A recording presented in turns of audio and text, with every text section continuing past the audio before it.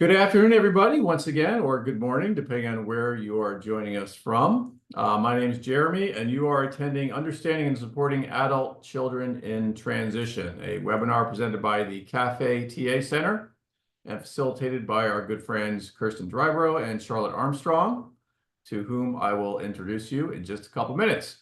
If you've been with us before in any of our webinars, you know that I like to tell you about who we are and what we do here at the top. So I'm going to go ahead and do that. If you've heard it all before, my deepest condolences. So what is the Family Cafe and what is the CAFÉ TA Center? So we are a grassroots cross-disability nonprofit with a national scope. We are located here in Tallahassee, Florida, and we serve people with all types of disabilities, providing information and training on a wide range of topics. The way we address mental health is through our CAFÉ TA Center. The CAFÉ TA Center is a SAMHSA-funded consumer or consumer supporter technical assistance center for mental health. So a couple things about that. First of all, sometimes people say, why CAFÉ? Are you a restaurant? No. That's an acronym for collaboration, advocacy, friendship, and empowerment, which are our founding values and the things we try to reflect in everything we do. And then what's a SAMHSA-funded consumer supporter TA center? That might be foreign language to some. So of course, SAMHSA is the federal agency tasked with dealing with mental health and substance use. And they have all kinds of grant programs doing technical assistance, which basically is their term for teaching people how to do things. What's unique about our technical assistance center is, unlike those that are clinical or academic in focus, or operated by credentialed professionals, if you will, the consumer and consumer supporter TA centers are all about people with lived experience of mental health sharing their expertise with other people in that same situation. It's very much a nothing about us without us approach. We're not clinicians and we're not academics. We're people who have walked the same road that you're walking and believe in things like recovery and the value of peer support and the idea of mutuality. So really, even though I'm here introducing the webinar, we're all on the same rung when it comes to the hierarchy, and we've all had the experiences we're going to be talking about today and are sharing from that perspective. Of course, like every good TA center, we have a fancy website, which you can find online at cafetacenter.net. I encourage you to go there to learn more about all of our programming, both on family mental health and on a range of other topics. That's also where you'll find a whole series on family mental health that Kirsten and Charlotte helped us develop a couple of years ago. That's on the website there. We'll be talking about more about that towards the end. You can join our mailing list there, of course, and perhaps most importantly, that's also where you can go to find a recording of today's webinar once we are through with it. You'll find it there right on the homepage in the article about the webinar, and all of the recordings are listed on the TAC Trainings tab of the website. A little bit about myself and who I am. I'm the program director here at CAFÉ TAC. My name is Jeremy. I'm a person with lived experience, and I'm also a parent of kids that have a couple different disability and mental health situations they're dealing with. So I'm in that boat as well. I have here with me today my friend John Ferrone, who's our training coordinator, joining us from scenic Hastings, Nebraska. John is also a parent of kids with various mental health and behavioral health situations and has mentored a number of youth in that situation. So he comes to us from that context as well. What John and I will be doing after we hand it off to Kirsten and Charlotte is keeping track of all your questions and comments. Of course, since this is a nothing about us without us effort, and I just went on that whole bit about how we're all in this together, one of the ideas of doing these webinars is to make them as sort of interactive and responsive to your needs as possible in this type of format. So we certainly encourage you to share your questions and comments. You can do that in the chat. You can also use the Q&A function there in Zoom, and we can keep track of the questions that way. But however you do it, we definitely encourage your participation and welcome it. So with that, it's going to be my distinct pleasure to introduce Kirsten Drybrough and Charlotte Armstrong. And they're going to take us through their presentation, and we're going to have ample opportunity to talk through it and field questions and have discussion once we get through that. So welcome to both of you. Oh, well, thanks, Jeremy. It's, Kirsten and I always love spending time with you and John and doing these webinars. And I was watching some of the hellos in the chat, and I recognized some people who've come to our other webinars. So welcome, and welcome to all the new people that are joining us today for the first time.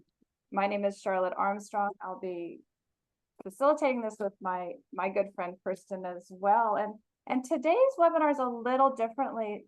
We've talked about mental health and addiction and supporting, adult children in our previous webinars. And today's, when we talk about transitioning, it may or may not include people who have that lived experience of mental health challenges, but we may see addiction or, depression or anxiety showing up as our adult children are transitioning or thinking about transitioning, whether it's college, university, a trade, thinking of moving out of our house for the first time, all of those things that are coming up for them. And how do we as parents support that? And why me and why Kirsten? Well, I'm a peer support trainer, and I also do a lot of family peer support. I'm a person with lived experience. I have two daughters that I like to say are living in wellness. My oldest, who I like to call my tester child, really struggled with her mental health in middle school and high school. And I got the introduction to what it's like to support a child who struggles with their mental health. The experience of supporting her changed my career and changed my path. And I'm absolutely passionate about peer support, especially the family peer support, because we need supports too, as we support someone in our family who's struggling with mental health. Kirsten? Thanks, Charlotte. I'm really excited to be here as well. I always love doing these webinars, and it's an honor and a privilege to be here today. Like Charlotte, I am also a peer trainer, a peer support trainer, and I'm also a family peer support worker.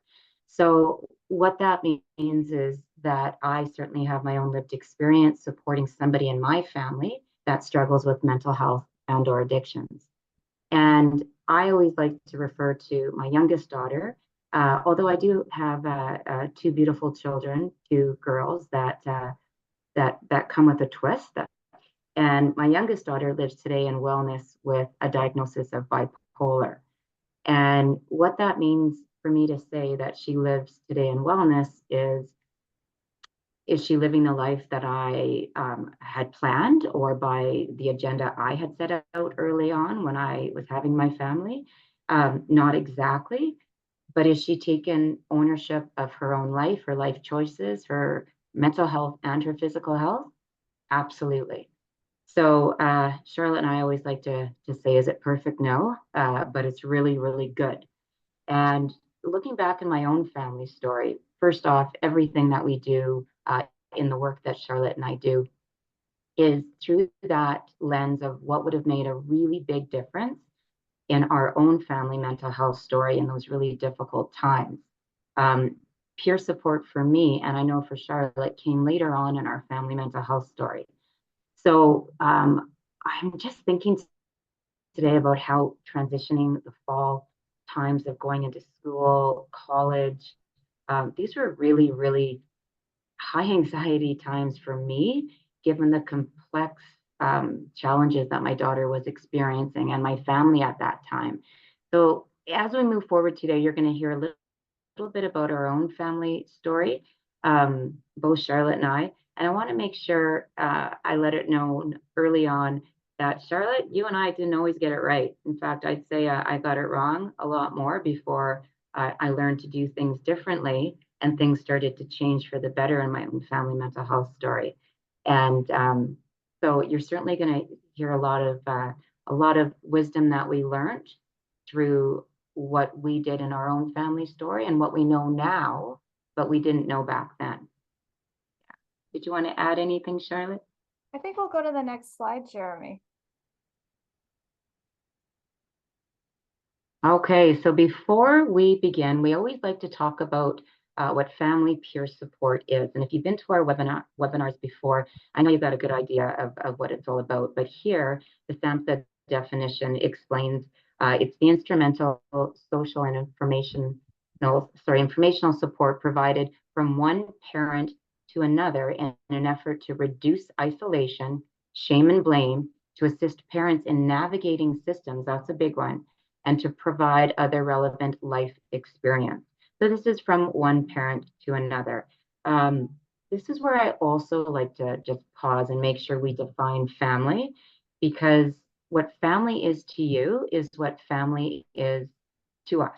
So we understand that there's family of choice, that we're going to use words like caregiver, family, loved one, and we're if you're in a role where you're identifying that you are in a parental role, then that's what we're talking about. You're in the right place. Um, Certainly not held to a traditional standard. Did you want to add anything, Charlotte? I do, and I've chatted with the people at SAMHSA a couple of times in hopes that they'll change this definition just a little bit, because where it says, parent to another, I really want to encourage them to consider that there's other members of a family who are struggling, whether it's parents, grandparents, siblings, best friends. And so for us, in the work that Kirsten and I do, family peer support is supporting anybody who shows up, whether it's a parent or not, sibling.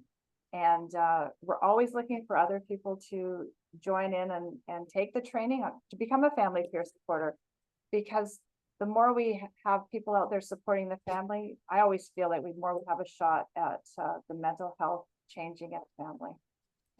Hey, and before we move on, I also wanted to touch on the definition of adult child.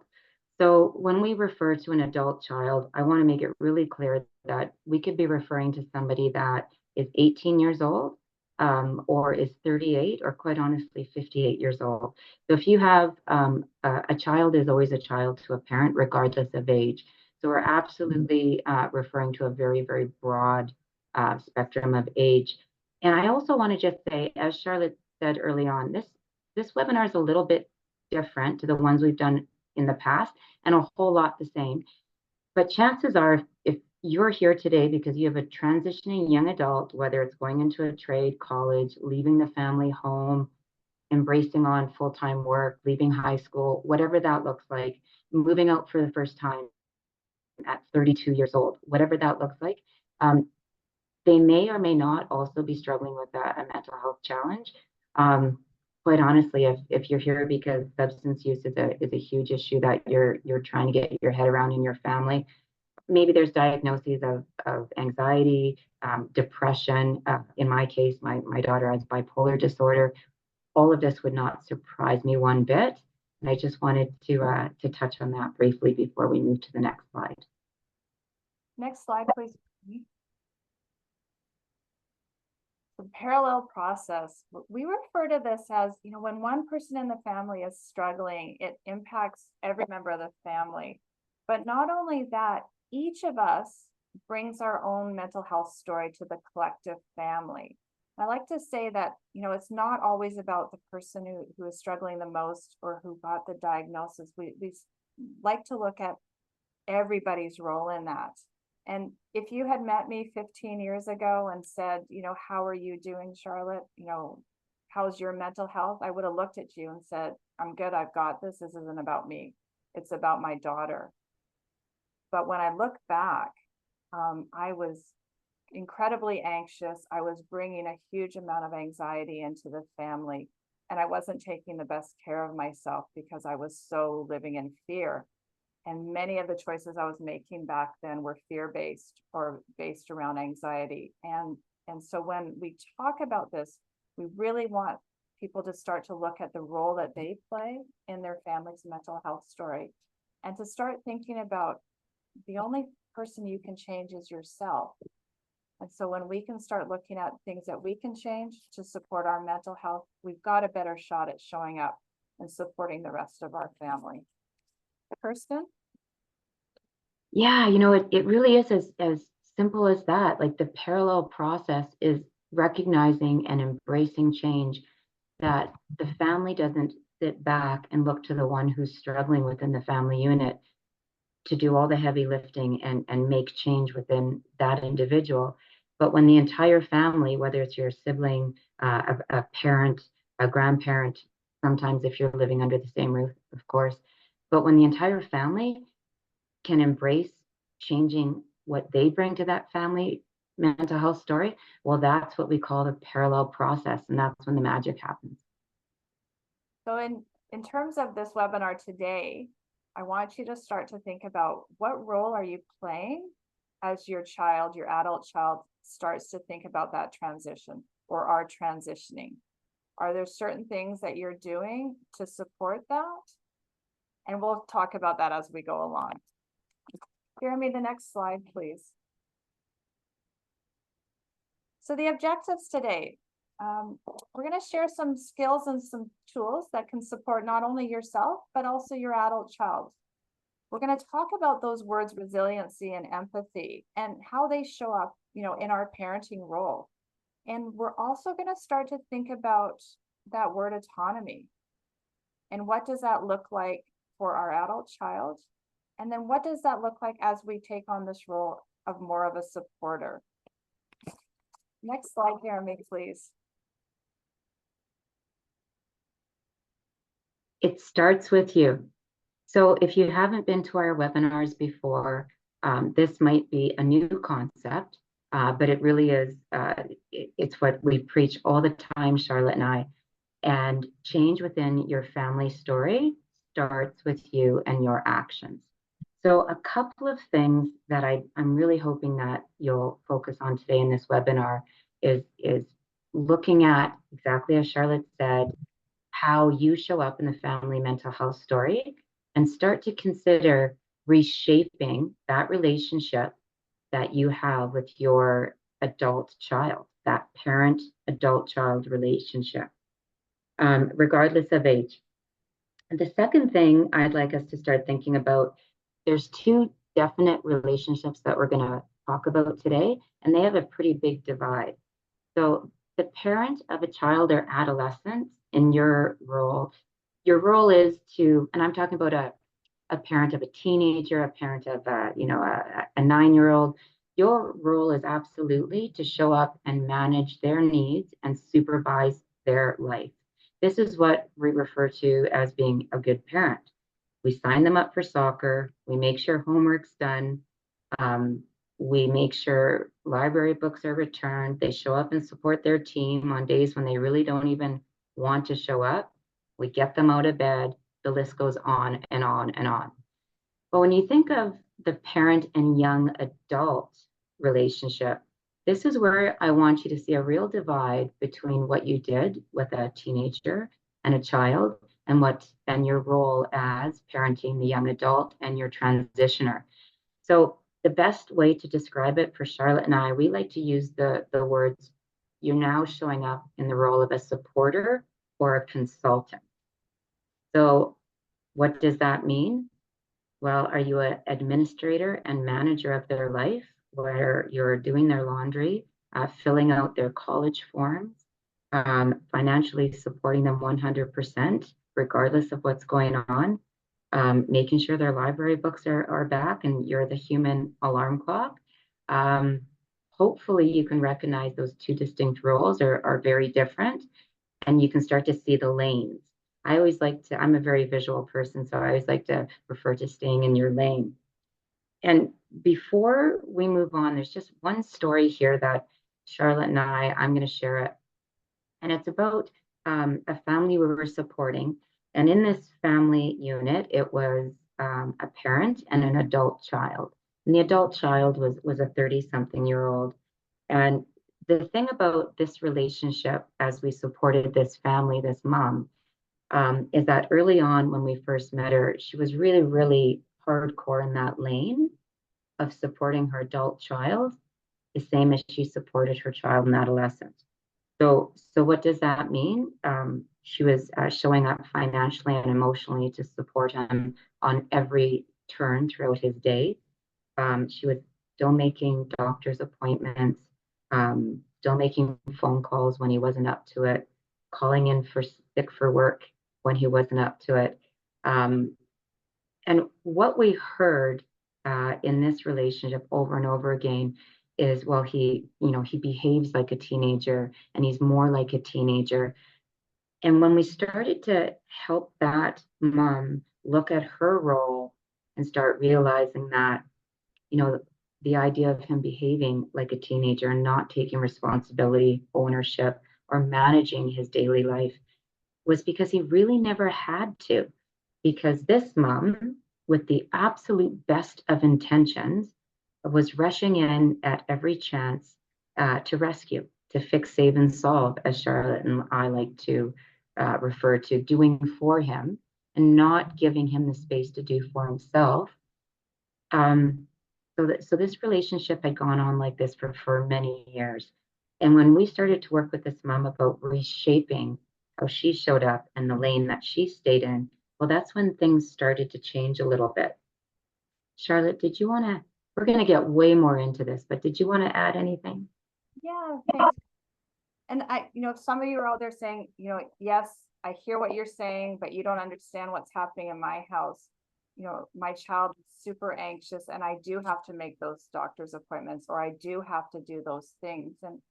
And my hope is that you'll just take a look and maybe see if there's a way that you could support them to do it, whether you practice role playing of what it's like to make a phone call, instead of just immediately swooping in and fixing, solving, making that appointment.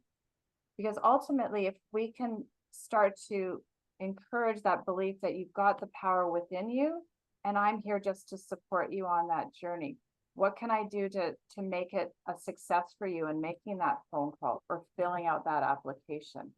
And so this is the conversations that Kirsten and I, have often with families, is just a subtle change, supporting them to look at the resilience within the child, the adult child, and changing that tendency for all of us, and I'm guilty too, of swooping in and fix, saving, and solving instead of supporting.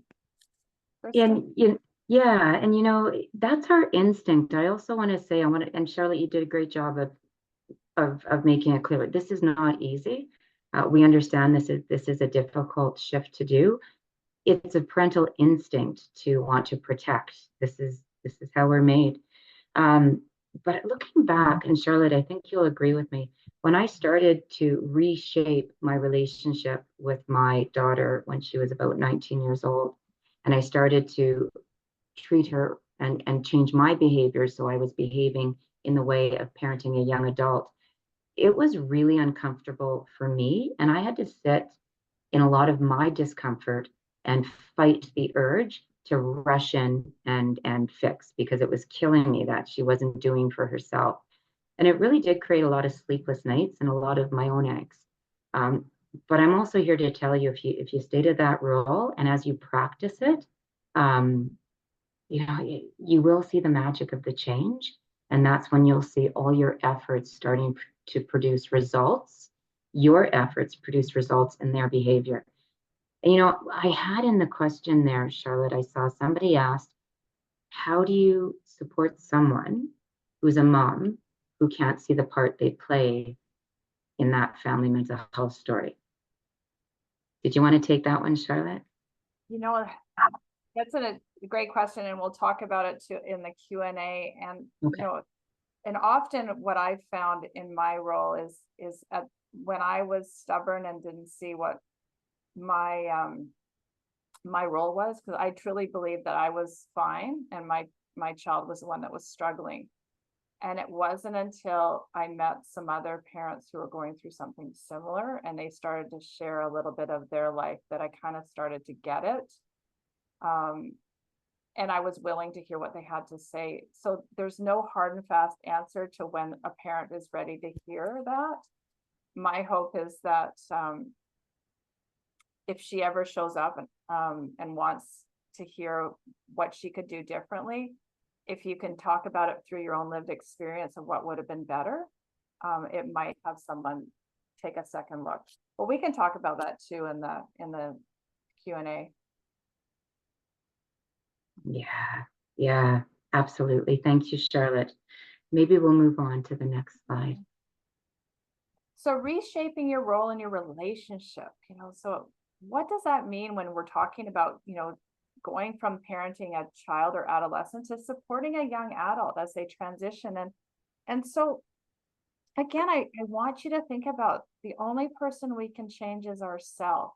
And if we can, and I know I'm reiterating this, but if we can start to see what role we play in our child's life, and what can we change and do differently? So if you are in that lane of fixing, saving, solving, and still managing their life, are there things that you can start to change today or, tomorrow or in the future that really has that message of, I know you've got this, and what can I do to support you in it?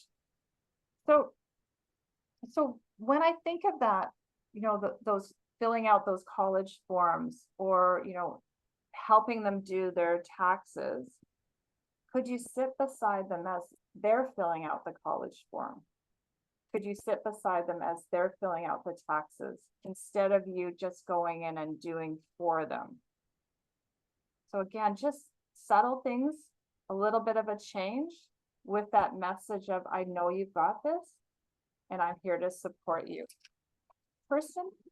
Yeah, hey, I'm just watching the chat a little bit while you're talking, and the subject of tough love came up, and it's funny when we think of tough love, sometimes people think it means like loud voices, a pounding of a fist, and like really, really loud.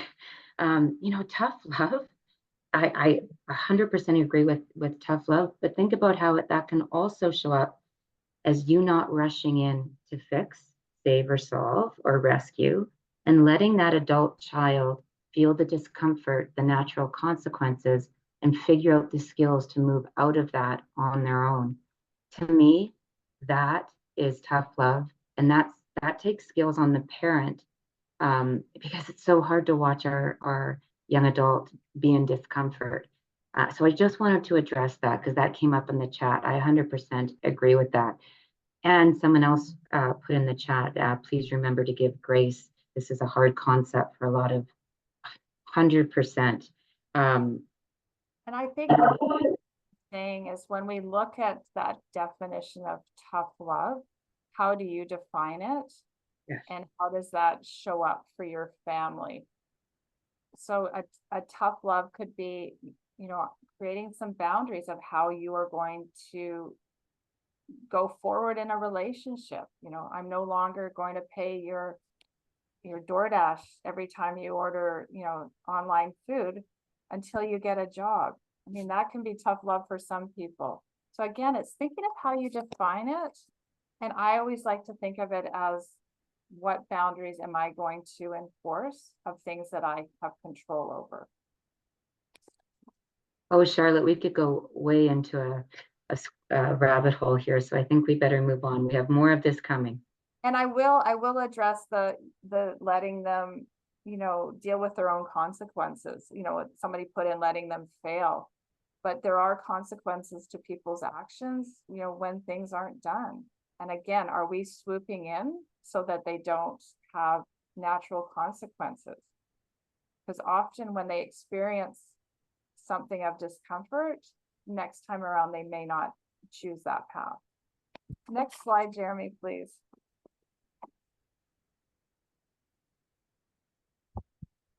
So here are a few things to think about. These 3 questions I find really helpful when you're parenting a transitioning adult. First off, ask yourself, is this my business? So when you're thinking about what's going on with your young adult, really, is it my business? Here's another question to ask yourself, is this his, her, or their business? And I think we're going to start with that one, explaining what this means before we dive into the other 2. And when we start thinking about his, her, and their business, again, this is that you're parenting of an adult child. So is their personal and private life and what they do outside of your home, is this truly your business? That's a really, really good question to ask yourself. Or is this his, her, or their business? I'm gonna ask Charlotte to touch down on substance use disorder and what showed up. I'm gonna challenge you here, Charlotte, when you think about a lot of marijuana use and how that showed up when you were parenting your young adult under your roof.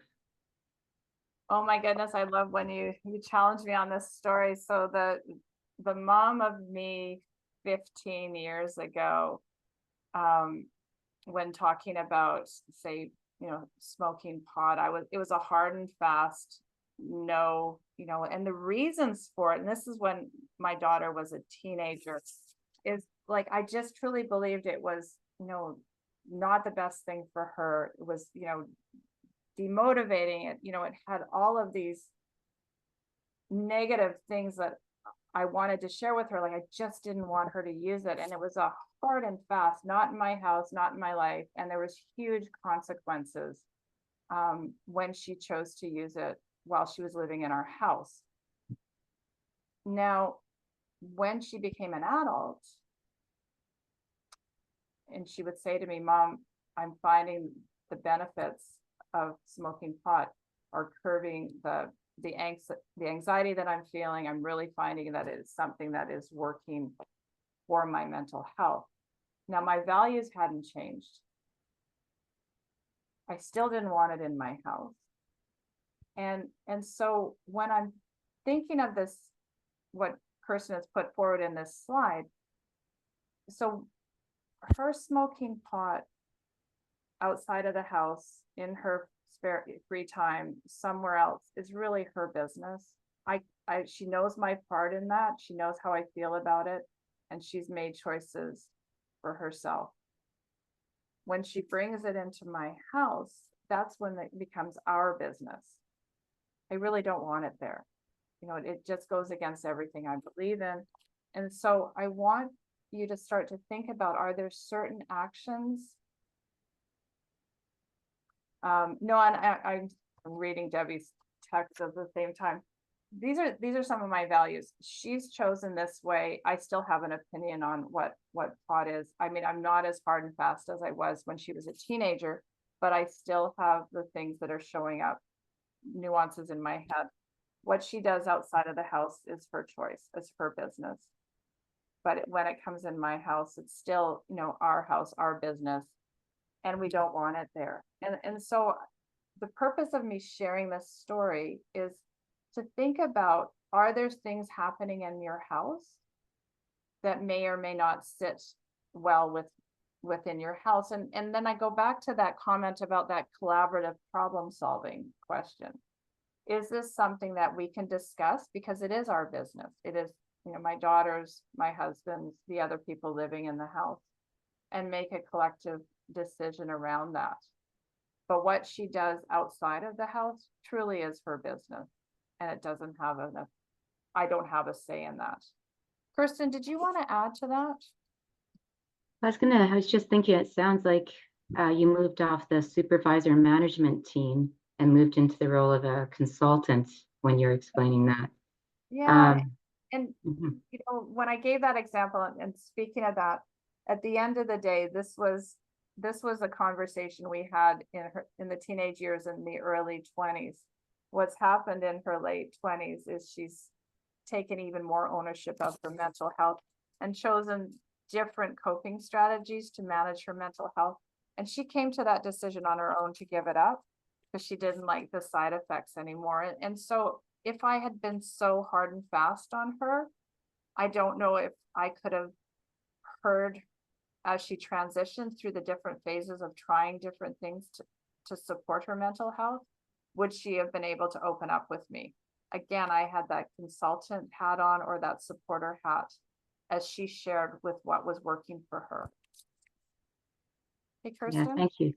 Thanks, Charlotte. And these questions for me as a tool, as a something I tap into or I did in the past when we were cohabitating together, really, really helped me in just defining which lane I was in when I was communicating with my daughter. And another thing that comes up in a lot of households, is having your partner sleep over. Another thing is that my business is my daughter's sex life and personal life, my business. At 20 some years old, what she does outside the house is really not my business. She knows my values and how I feel about certain things. But if it's under my roof and now it's in my house and it's making me feel uncomfortable, exactly, that becomes our business. And that's when you can have an adult conversation with your adult child about how your boundary is, I'm not okay with this happening in my house. I'm not okay with sleepovers. It makes me feel uncomfortable. You know how I feel about this outside of our house. That's your business. But, and it's actually when you start having those adult conversations with your transitioning young adult, you'd be surprised how they return the communication in a very adult way. You would be surprised, same as if you have those conversations with your 20-something-year-old, the same as you would with your 17-year-old, treating them like an adolescent. The response they're going to give you is very much that of an adolescent response. So really going back to it simply starts with you, how you approach it and identifying your role and reshaping your relationship. You'd be surprised at how it brings the results you're looking for the positive. I think we could go to the next slide, Jeremy. So I keep talking about this word resilience or resiliency, or believing that your child has the powers within. And so I wanted to put up a couple of definitions for you to think about. And resiliency is that capacity to withstand or recover quickly from difficulties or from a hard situation. And so when I think about that, it's again, are we trying to swoop in, fix, save, and solve, or are we supporting them to figure it out on their own? And there's different ways we can approach this. Like if there's a whole list of places where your adult child is stuck, they can't seem to get a job, or they can't seem to fill out an application to go to university, or they can't seem to get a passport, whatever those stuckness looks like. Do you have the fixer, saver, solver hat? Or are you tapping into what can I do to support you? So again, it's not that tough love. I'm not going to help you. But is there something that I can do as a supporter or that consultant role to support your adult child to have some successes, whatever that looks like? And my hope is that you'll take a look at it. I have one of my daughters is living with me this summer, and she's at this crossroads after university and wanting to try living in a different city. And I see that she's a little bit stuck in that next step. And so we've had conversations of, what does this look like for you? What can I do to support you on it? And as opposed to me just jumping in and saying, which I want to, please don't move away from home because I really like having you here. But, when you start to think about your future and looking at this city, what does that look like? And she's now thinking about, testing the market and going and staying for, a few weeks or a month to see if that city is the right fit for her. Again, it's on her time, it's her decision. And I had to sit and not put in my discomfort and not try to swoop in and fix her. The empathy definition, that ability to emotionally understand what somebody may feel, or the ability to see from their point of view and imagine yourself in that place. So when you're thinking of your child in that stuckness, again, how are you showing up? Because sometimes we can just let me just fix this for you, as opposed to supporting them. It sounds like you're really stuck right now. And you're really trying to figure out which way to go. Is there something that I can do to support you to figure out what your next plan is? So again, empathy attached with that resiliency is one of the things that I think about as I support my adult children in their crossroads, in their transitions. Hey, Kirsten? Oh, Charlotte, I'm going to put you in the hot seat again because I want to ask you a couple of questions. So with resiliency, how does and fostering resiliency, can you make the connection with how the word should no longer came up in your vocabulary? Because this is a really good tip. It's a tool. You know that the word should, are you shoulding on your child? You should do this. You need to go to graduate school. You really should finish that degree.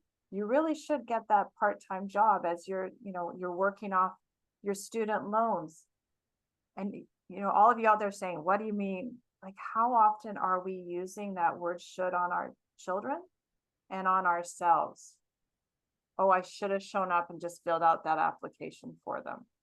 Oh, I should have just not had witnessed the crying and just picked up their laundry or did their dry clean, whatever it looks like.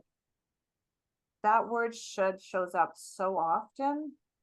And my hope is that you'll take a look at it, how you use it on yourself and how you use it on your child, adult child. Hey, Kirsten. I'm going to ask you another question. And somebody just put in the chat, I love that. Should is not a supportive word. So when you're thinking, yeah, it's definitely a word of judgment. And it's a word that creates disconnection, not connection. And we're gonna talk a little bit more about that in the next slide. But before we do, empathy, empathy, that power of being able to connect with someone, understand their perspective. So when you think of being the parent of an adult child, being able to put yourself in their shoes and understand how they would feel that way, and then communicating that, you could see why they would make that choice, given that these feelings would be coming up for them. One of the things that's super powerful, Charlotte, as you know, is thinking of that time in your life where Charlotte used the words she was at a crossroads with one of her daughters, and still quite frankly is. She's her daughter's looking to leave the city they live in and move across the country. And to make that connection about, I remember when I was in a situation and I had these thoughts and I wasn't sure whether to take a right or a left, like your daughter is, and being able to use your experience, whether it doesn't have to be identical, but it has to be, have some level of comparison of having these feelings. Now that can really show up as building connection, having your adult child open up to you. Charlotte, did you want to add on that? I kind of answered it for you, although I said I was going to ask you that question. And again, I encourage you that if you're hearing us discuss this word should, and you're saying, but in my family, it's different, and I still need to do these things, I should still be that manager of their time or manager of their life. My hope is that you'll unpack it and really spend some time questioning why you think you still need to stay in that manager lane as opposed to that supporter and consultant lane of where, I guess my hope is that you'll take a look at that as you're supporting your adult child. So before we go to the next slide, also in creating connection and using with empathy, you're tapping into connecting through empathy, validation, which we haven't really talked about today, but if you can couple validation with empathy, like we were just saying, a conversation that looks like something like, I can see this is really upsetting for you. I can sense the energy in your body and the weight on your shoulder. This looks like it's really hard.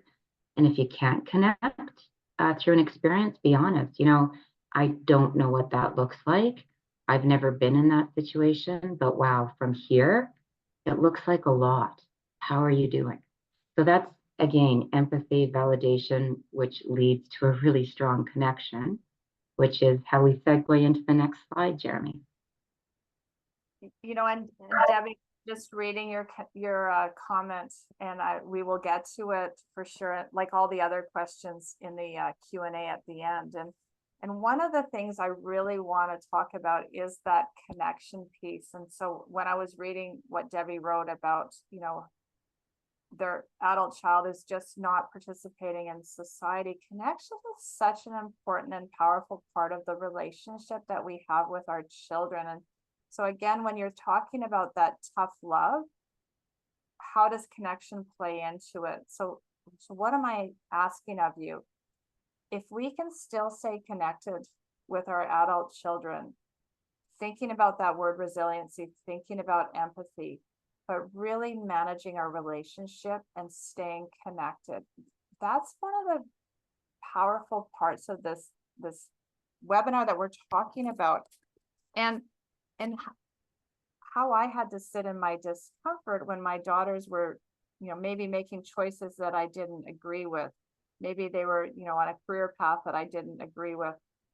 How do I still stay connected and supportive when I could see that maybe this wasn't the best choice for them? Again, watching how that word should shows up. Do you really think that this is the career choice for you? I thought you were going to go to graduate school. Do you really think that staying in the basement and video gaming all day is the right path for you, or you really should get a job? So when I talk about the video games, it's like, hey, what is it about video games that has you so passionate? I'd love to hear the story behind it. Really starting to understand what is it that they, they're stuck with not coming out of their house, connecting with them. And I found for me, in my family story, the times that my child, both of my girls wanted to connect with me was always the worst time for me. So I don't know if any of you are the same, but it was always about right around when I was dead tired, ready to go to sleep, and they would want to talk. It was when I was rushing out the door or, wanting to do some chores around the house is when they wanted to talk. And I really had to start to take a look at how can I support them and hear what they have to say to me. Now I get if you've got to go to work, but you can say, I really want to continue this conversation when I get home. Is it okay if we have it at 5 o'clock when I get home? And remember it when you walk in the house and say, hey, listen, can we pick up where we left off? If it happens at 11 o'clock at night, can you stay up an extra half an hour and really hear what they have to say? Because supporting them through connection, through resiliency and empathy is one of the things that we have seen the most successes with the families we've supported over the years. Hey, Kirsten? Yeah, and you know what, Charlotte, I have to be honest with both your family mental health story and mine. I'm not sure how we pulled it off, but we were able to stay connected during those really difficult times. And it's not easy. Like when you're wanting to stay connected and share space and have conversation that is a little on a lighter note, and your young adult is disrespecting your home, behaving badly, struggling with substance, whether it's alcohol, whatever it is, sleeping all day, staying up all night, and to actually be able to stay connected on a different level so they don't feel deep shame, deep blame, and that, I mean, they feel that on their own already, trust me. But to actually just share space, whether it's watching a movie, sharing a meal, back and forth light conversation, whatever it is, to actually stay connected and have them leaning into you on some level, that's a powerful thing to stay connected during those times. And it makes me think of a story I read not all that long ago that I want to share briefly, because it really pertains to exactly what we're talking about today. So there's this mom that was supporting her daughter who is now pushing 30, and she had struggled with a decade of very serious addictions. She had lived in the family home, outside of the family home. This mom did everything that she felt she possibly could do with the best of intentions. Again, a lot of, as she self-declares, a lot of rescuing, a lot of funds spent on treatment facilities, a lot of false starts that went nowhere and cost a lot of money, to the point that her own financial situation and emotional health was really, really fractured, the mom. So the mom had an epiphany one day and connected with the daughter who was, again, trying to manage her addiction, but not moving past her addiction, and declared that she had made a decision that she was going to continue to support her daughter, but she was no longer going to take phone calls. She was no longer going to financially support her, but she was going to support her with the boundaries she set up, which was, I want to have a standing breakfast date every morning on Sunday at 10 a.m. at this restaurant. I will be there. And I'm hoping we can share some time together. And this is really important to me. And this is the boundary, basically, that, without saying that I'm putting up for our relationship now. So during that time, that mom met with this almost 30-something-year-old, and they had conversations that was outside the addiction. They had conversations that didn't include the word should. And what happened a year and a half later, that this young woman put herself into a treatment facility and started to make choices that were taking ownership of her health, both physical and mental. And she was working on recovery and moving away from her addiction on her terms. And yeah, I just wanted to share that story because I can't imagine. I talked about sitting in discomfort for that parent when she would sit and not ask about the addiction or the financial situation or what was going on, but to actually really, really stay in that lane as a consultant when tapped into in that adult parenting lane. It's a great story. Yeah. You know what, and just thinking about, is there something that you're hard and fast on that your boundary? So in that case, the mom was like, I'm no longer going to swoop in and fix, save, and solve you, but I'm going to support you and meet with you every Sunday. So those were some boundaries that she created to support not only herself, but also her daughter. And again, it's starting to look at, are there things that we want to take a look at? Are there some boundaries that we want to consider to support ourselves as we support our young adult who's transitioning? I'll go to the next slide, Jeremy. All right, again, these are tools. We promised tools within this webinar. So these are some tools for you to consider. They may or may not work with you, but here's things. We're going to start with the first one. Are there subtle ways you may be contributing to your struggling adult child's behavior? Well, looking back in time, 100%. I could probably write a whole chapter on all the ways, subtly and not so subtle, that I was contributing to my daughter struggling with transitioning out of adolescence. And anyways, and whoops, jumped ahead a wee bit. There we go. Second question. Are you willing to reshape your relationship? That's a big one. I think most of you will probably say yes. Are you willing to move into the supporting role or that of a consultant and get off the supervisory management team? You know, you're a consultant. And ask yourself, is this my business, their business, or our business? Great question. And when you're at that crossroads of how you're going to handle a situation, as the parent of an adult transitioning child, there you go. Jeremy? Next slide, Jeremy. So again, some other things for you to think about. I'm going to say that again, reshaping your boundaries. Like, what do those look like? Have you considered what your actions that are showing up so that it's not fostering that resiliency? It's not fostering that natural consequences, whatever it might be. You know, are you paying every time they get a speeding ticket? Is it just habit? Here's my credit card, away you go. Are you paying for all those university courses and watching them, you know, drop out and not fulfill? Are there things that you can reshape your approach to supporting your adult child?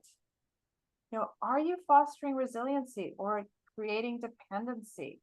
Because again, if it's always easier, you know, if I just do it, you know, there's no natural consequences, but they're never learning that independence, that those skills that they need to support themselves in that adult world. The validation piece, the empathy, asking curious questions. and validating, I'm hearing it's really struggling. You're really struggling. I'm hearing that it's really hard for you. Instead of swooping in and fixing, what can I do to support you? Thinking about that. So again, that hard line, tough love, or is there a way that we can support them to learn the skill so that they can move on and be successful, whatever that looks like? And that superpower of connection, again, how can we stay connected, sit in our discomfort, stop using that word should, but really hearing what they want or need or where their fears are. Again, just something to think about as you're supporting not only yourself, but your adult child. Take the next slide, Jeremy, please.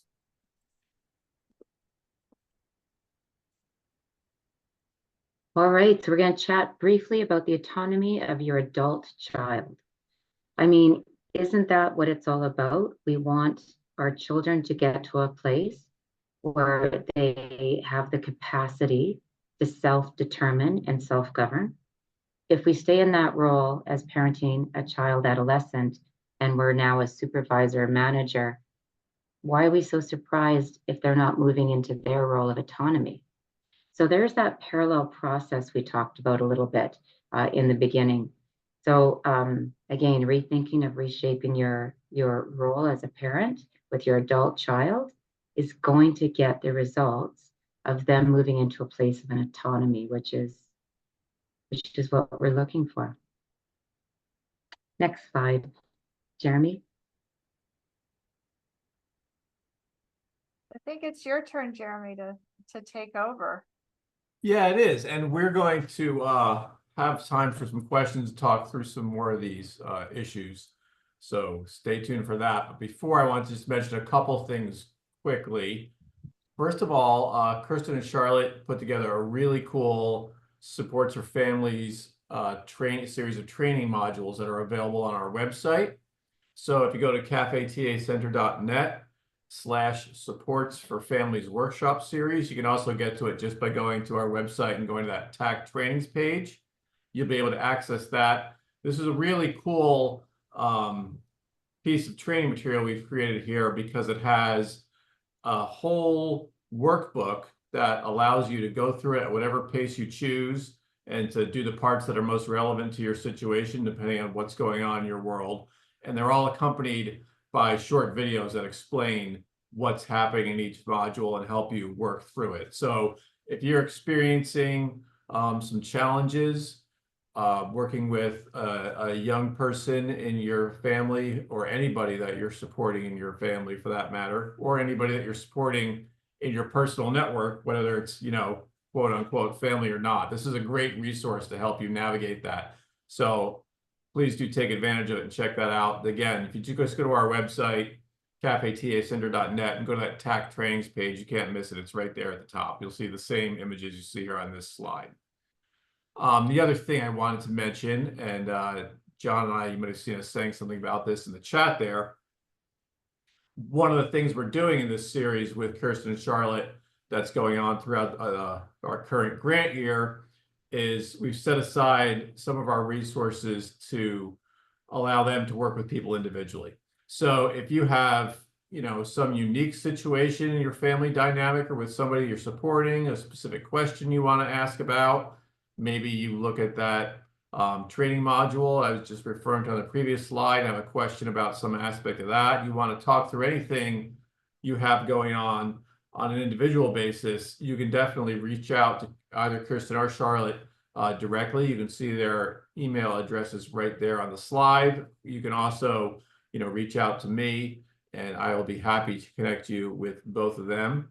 And, I know it's a pain because you can't click on the slide to get to the email during the Zoom. But the good news is once the recording's up, you'll be able to go into the recording and find it that way. And again, if you just contact our TA center using the email address there on our website, I'll be able to hook you up that way too. But this is a really good way to get some family peer support that can be specific to exactly what you have going on in your world. So I certainly encourage you to take advantage of that. So right now, we have at least a solid half hour left. So I know I had a couple questions and things that came up for me during the presentation, and I'm sure everybody else on the Zoom attending had things going through their minds too. So I guess what I will do now is just pick some things at random. So one thing that's in the Q&A here, this is a question from Lisa. She's saying, can you elaborate on embracing setbacks as stepping stones? What does that mean to you, and how does one do it? Who Did could you want? go first? I can grab that one. Okay, Uh, talk about our t-shirt first too, Kirsten. well, when Charlotte and I do training, we do have matching t-shirts that says "Bumpy is good," because somehow some of us have this idea that recovery or moving into a better place is just a nice swooping little line of improvement, and you get to a destination and everything's going to be awesome. Well, things may not be perfect. Things can go off track fast and hard. If you start looking at when things get off track as that is opportunity to build resiliency, opportunity for growth, for skills, right? When you think of it, one of the concepts, and I hope I'm getting to this for you, but one of the concepts I did not realize early on in my parenting years, especially parenting, in my daughter's story, anorexia was something that came up as one of her coping strategies for undiagnosed bipolar and extreme mood swings. So I want to just swoop in and fix and save and rescue all the time when anything got hard for her. Well, by doing that, I was taking her away her opportunity to build resilience. And I didn't get that by me sitting in my discomfort, because it's my parent instinct to rush in and make things easier for her, I was actually contributing to her not being able to build the skills of resiliency and skills she could tap in when this situation happened again. Because what I was fostering was when that situation happened again, she looked to me to solve it again, because that's what I did last time. I hope I'm answering that. Charlotte, did I answer that okay? Yeah, and oh, sorry about that. I think that I was reading some of the chats as we went through it. There's the natural consequences, and then there's the safety or the financial safety aspect that we always have to consider as well. But again, it's just checking in of, why do I want to swoop in and not allow the setback, or what is it that has me feeling like I need to make sure everything is okay? Because I will tell you that some of the worst times for me, questionable times in my daughter's life, built her resilience up, and she started to make choices that were different and better suited for her. And I often think that had I swooped in and rescued, things may not have been, things could have been different. I'll give a quick example. She was living out on the West Coast. I live in the central part of North America. And she had broken up with her boyfriend, or he had broken up with her. And she was so upset. And all I wanted to do was run out, pick her up, and bring her home and keep her close to me. And I didn't end up running out there, but I wanted to send her younger sister to go and bring her home. And her younger sister got COVID, couldn't travel. She ended up staying out on the West Coast, and she worked on herself. And while she was working on herself, we were staying very connected. I spoke to her all the time. And as she was working on herself, her former boyfriend was working on himself. And through that, they found each other again. And they got married last December. And I think often if I had gone in and just brought her home and made it all better, would she have worked on herself as much as she did? And would they have found each other again? So something to think about. Next question, Jeremy. This is an interesting one, and it came up earlier, and then it came up a second time just when I said, "Hey, give us some questions." So, just big picture. This is sort of paraphrasing. There were a couple people who mentioned that the child they're supporting has some type of developmental disability. In one case, it was autism. So, when you're thinking about moving from the supervisor to the supporter role, as we kind of talked about at the beginning, and what that looks like, how does that look when you are dealing with a child that has a developmental disability? Like, do you try to follow the same sort of rules about giving them more room to sort of room to fail, if you will, and have the experience of learning from failing and sort of taking that approach of I'm here to support you, but I'm not going to do everything for you? Or, I think that speaking for myself as a parent of a kid with a developmental disability, that can be harder to do, I think, than if your kid is typically able, all even with some kind of mental health condition. And I think one of the comments was sort of that it was possible to give the child enough slack to start figuring things out on their own and to try to transition into that supporter role, and then there'd be some kind of situation would arise where you would feel like they were not safe in a given moment because of some interaction or something that was happening in their life, or that they might be getting overwhelmed. And I think for parents of children with developmental disabilities, it can be a little bit harder to move over into that supporter role because, just as, all parents and caregivers of small children, when they're toddlers and in kindergarten, what have you, you're used to doing everything for them. And parents of kids with developmental disabilities, I think, are especially aware of not their limitations necessarily, but kind of the way they might be treated once they're out in the world and are sort of protective on some level. So I'm curious if you've had experience dealing with families where they had, adult children that had maybe autism or other developmental disabilities, as well as some mental health type of challenge. And are the challenges in being a good supporter in that context different? Are they more difficult? And is there different guidance in terms of how to approach them? I'll start with this one, Kirsten. And I can only share from my experiences, and so hear me out, and then I'm going to pass it to Kirsten. So my day job is I train peer support workers to work in healthcare settings, whether they have mental health challenges, addiction, whatever that looks like. And my biases are always being challenged. So I have trained over the years a number of people who, have autism, or they call themselves autistic.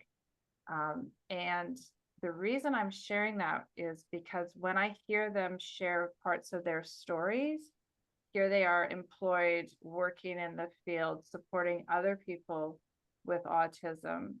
And 9 times out of 10, they start their story of nobody believed that I could ever have this job. So the reason I share that is, are your biases, are your judgments that your child can't do for themselves showing up in all aspects of their life, in some aspects of their life? And again, each one of you has your own story, and your child has their own story too.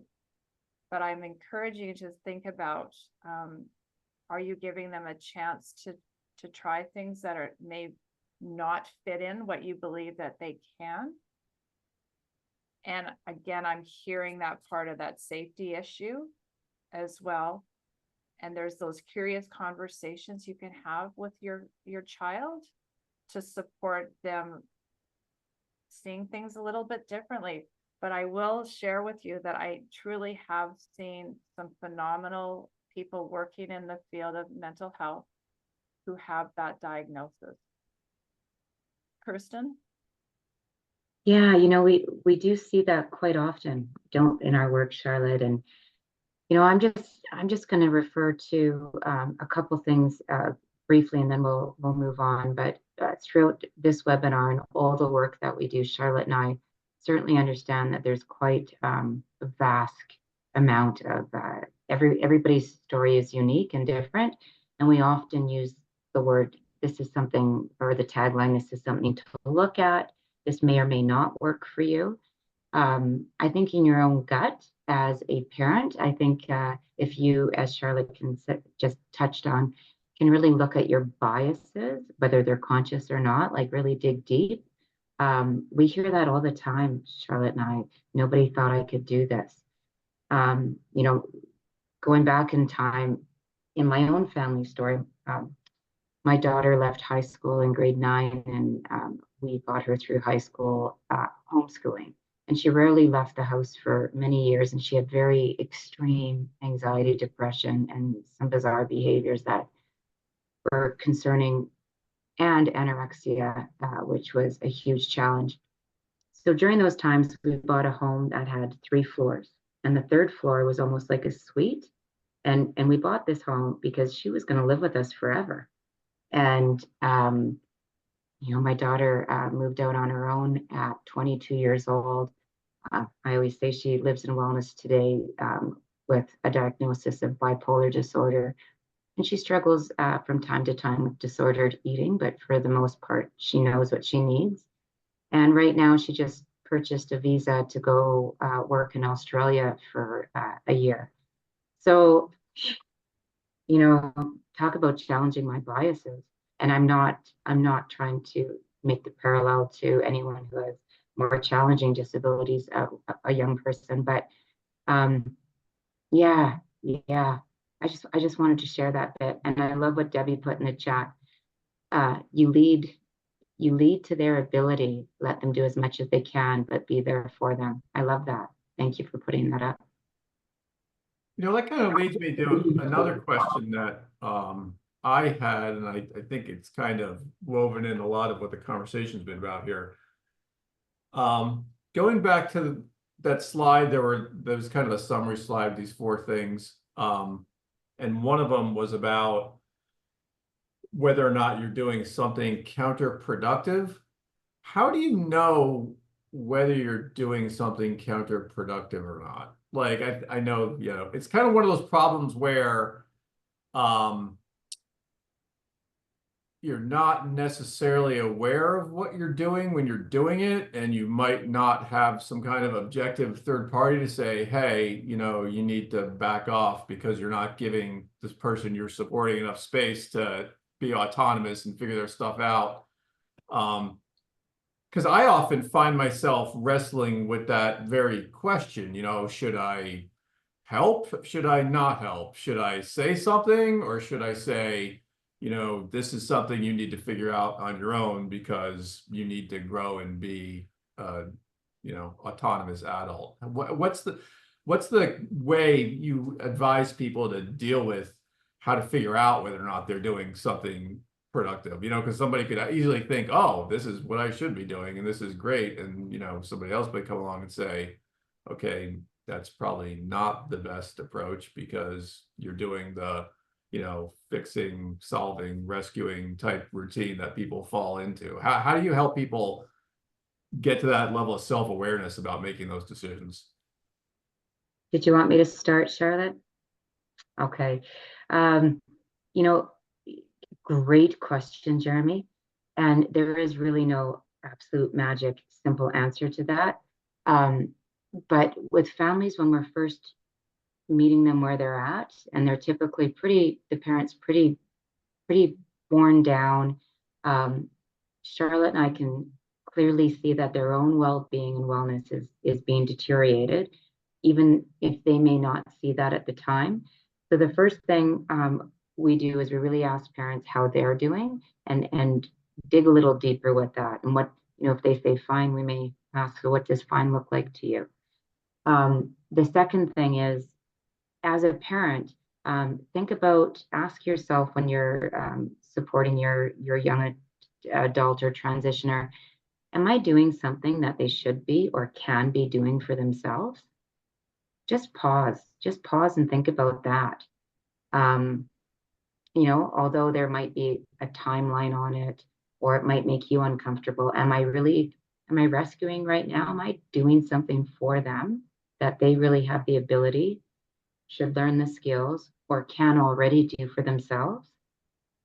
I'm just going to ask Charlotte to weigh in as well. And just thinking of exploring what has it that you're questioning how you want to support your child. Are some of your own lived experiences from your past playing in your head that you don't want them to experience that? It's really, and I always think that if you're questioning, you know, why are you questioning? Like, so really thinking about what does that look like? And it can be like managing your own anxiety. So my oldest is in Europe right now. Did I watch the movie Taken last week before she flew? Yep. Could I have turned that movie off? I sure could have. Why did you do that to yourself? I know. I don't know why I did it, but I did. So I'm living in the angst of watching that show as she got on a plane. And so I'm like, dumb, like for me. And I'm joking with that, but I also, the reason I share with that is we bring our own angst to the family. We bring our own history. We don't bring our own, what happened in our childhood. We bring all of this with us into our family. And is some of the choices we're making parenting a product of stuff that we need to look on for ourselves? So like I said, it's just really, if something inside of you saying this doesn't feel right, you know, is there a support group that you can go to? Is there one-on-one peer support? Is there someone you can talk to that has had a similar life experience that could be that of a, you know, bounce ideas off of? And if you're going to your family and friends and they're not giving you the right answers, you know, explore something a little differently to look for that support that fits for you. And I'm just going to add on that. If you are getting unsolicited advice from family members or concerned friends, ask yourself if they have had the same situation, or if they've ever parented through where you're at.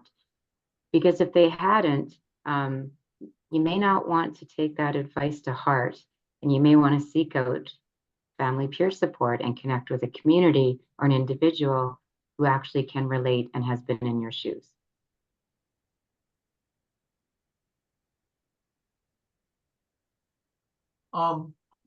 Let me ask another question. I think is kind of in the same ballpark, and this is from way at the beginning when you're talking about, you know, the difference between being a supervisor and being a supporter. I think on the one hand, it's easy to grasp that concept and it makes sense. My question is this: are there sort of stages in between those two things? You know, I'm obviously, you don't go from saying, you know, I'm going to do everything from tying your shoes and brushing your teeth to, you know, doing your homework for you on the one end, to like go move out of my house and get a job on the other end. Like there's a lot of space in between those two things, right? So I guess my question is two parts. Do you find that there are a lot of stages or gradations between those two extremes in the families that you've worked with? And do you find that it's usually a kind of linear process, or do you think it's normal for people to like go forwards and backwards and like have successes and then have some failures and kind of get there in a circuitous way? Oh, I'll start and you can add, Charlotte. I like to call it a practice, like, because it's not that long ago, and it will, I'm sure it will happen again, where Charlotte will point out, as I'm leaning into Charlotte for support as a parent during some concerning times, where she will have me check in what lane I want to be in, and kind of do a self check-in. So, there's no, Jeremy, that in my experience and the families we work with, it's a practice. The more you practice it, the more natural it comes, the easier it is to stay in a lane. Do you get it perfect and 100% right all the time? I don't think anybody does. But Charlotte, did you want to add on that? Yeah, and I think that one of the things we support families is each family is individual. Each way they want to show up as a support is individual as well. And so our job is to support you as you explore what you want to change. And it may start off with, a few things that, you can do a little differently. And then we celebrate those little changes as, I remember one mom was like, I actually went to a movie and turned my phone off, and it wasn't on the phone, ready to answer any calls. And that was a big deal for her. This was the first time she had been off the air, watched a movie, and had no interruptions. And so those steps look differently for everyone. And the beauty of what peer support does is we support you as you figure out what the proper path for you looks like. Well said, Charlotte.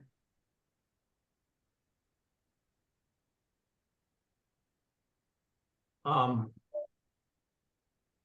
not sure if I missed any questions in the chat, so I'm going to go back and comb through there after I ask this one, which is another one I thought of. It seems like a lot of what we're talking about here, it's always difficult to, really make strong distinctions between this is this thing and this is that thing, because everything in human experience gets interwoven in a way where it's difficult to tease things out. That said, some of this experience, I think, is universal. Everybody goes through the transition process from child to adult, or from, being inside of one household to going out and being independent at whatever age that happens for them. And so some of what we're talking about applies to everyone in the world around that kind of stuff. But then we're also talking about people's experience of their mental health and trying to support the wellness of somebody that has a distinct mental health condition they're dealing with. So when you're thinking about this whole topic, right, and you're thinking about, oh, am I being a supporter today, or am I being a supervisor today? Am I being the consultant, or am I being, the overbearing boss? Does that change when you're thinking about, okay, this is just like a life thing versus this is something that's central to somebody's mental health condition? Like, I'm thinking specifically about, is it harder or different to help somebody transition to autonomy when the thing that they're having trouble with is directly related to their mental health? Like, maybe it's about their disengaging from treatment, or they're, disengaging from whatever the supports they had that were helping them stay well as they're going through this transition process, or their substance use habits are changing. Is it sort of, so I know that's a little amorphous, but I guess what I'm driving at is, do you find that people think differently about this type of thing when the issue is sort of more central to what the behavioral health condition is versus is just some kind of general life circumstance? And is there a way to, help people navigate that, where they might say, oh, I'm okay with this person, moving out and getting a job. Yeah, they should do that, but I don't want them making their own decisions about whether or not they're engaging with treatment, or, going to therapy, or whatever you think they should be doing in that regard. This is a great question, Jeremy, and it's a big question. And if I don't answer it as correct as I can, we talk a lot about this in some of the groups that Kirsten and I facilitate for families. And because we unpack this often, you know, is this a mental health or is this a life? And so when I told that story of my daughter's, you know, now husband who broke up with her, that was a life question. That was a life example. That was a life, like, it was a breakup. It had nothing to do with her mental health and everything to do with her mental health. So it did. So my head immediately went, she's going to be so upset. Her depression is going to take over and she's going to want off this planet. Because that was me sitting in my anxiety of what had happened through her teenage years when she didn't want to be here on this planet anymore. And when I asked her what she needed from me and started to support her, so she needed connection and she needed me to be a supporter for her as she worked through what that looked like. So again, I wanted to swoop in and save her and not allow the consequences of a breakup to happen. So what happened for her is she built resiliency. She worked on herself, and I'm repeating myself, but I work with a lot of amazing individuals who have significant mental health diagnosis, and they live a great life. You know, my business partner is one, you know, for an example. She has a diagnosis of bipolar disorder. I'm allowed to share bits of her life. She travels all over the world training peer support workers, and she was told in her 20s that the best job she could ever do would be like a dishwasher. She's figured out how to manage her mental health, and she works on it daily. You know, it's part of who she is. Does she have ups and downs? Yeah, she's got really low days where she can't work, and then her super high days, she works like 4 people. And I've been working with her for a long time, and we've figured out, you know, how I can support her and how she can support me. So again, it's challenging our biases of thinking our children can't do. Now, I get there's huge amounts of anxiety out in the world with young adults now. And if we don't support them to learn how to support themselves when life gets hard, they are going to live in our house for the rest of their lives. So it's, again, looking at what we can do instead of swooping in to fix, solve, and save, but to support them to figure out what's best for them. Kirsten? Yeah, and I'll make this brief because I know we're tight on time. You know, when that, and Jeremy, to answer your question, when there's a significant mental health challenge, absolutely, it gets very tricky as far as parenting a transitioner and supporting a young adult. It can show up in various ways. It can show up in us having biases that they can't do for themselves, so therefore we do for them. And it can also show up in ways like it did in my family story, where a lot of bad behavior I put under the umbrella of the mental health diagnoses. So I wasn't, I would have parented a little differently back then, a lot differently back then, knowing what I know today. But so that's one of the things that's a common thing we see. We let our young adults and transitioners, we contribute to their lack of moving forward because we put their inability to move forward or their inability to manage themselves and their bad behavior under that umbrella of, well, they have this mental health diagnosis, therefore it's harder for them, or we need to give them a break on this. So that's all I wanted to add. So once I started sifting through that and getting my own biases in check and reshaping my relationship with her, that's when things started to change for the family for the better. Wonderful. Well, we're at the bottom of the hour, and I think we've covered pretty much all of the questions. So let me give you a quick tease. I mentioned we're doing a series of these throughout our grant year. So we did one back in May, and here we are in August. All of a sudden, whoops, what happened?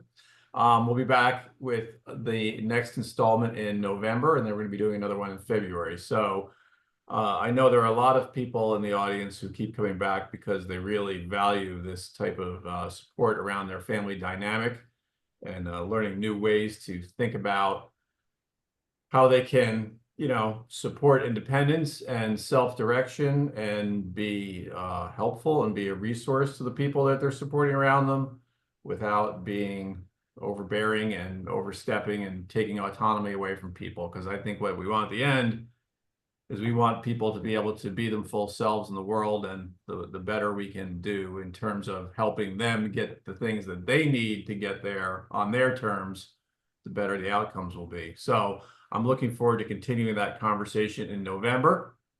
A couple of things, and again, here are these email addresses if you missed them last time. So again, Kirsten and Charlotte are both available to speak with people individually. You see their email addresses up there. Maybe if John is really fast, he can type them into the chat, which you probably also can't cut and paste out of. So maybe it's not worth the effort. I don't know. But again, feel free to reach out to me at cafeTAcenter.net. cafeTAcenter@gmail.com is the email address to get to us, and I can hook you up with Kirsten or Charlotte if you didn't get a chance to get their email address. And of course, everybody asks about the recording. Where is it? When is it? I'm going to turn around and try to get that posted as soon as I can once we're done here.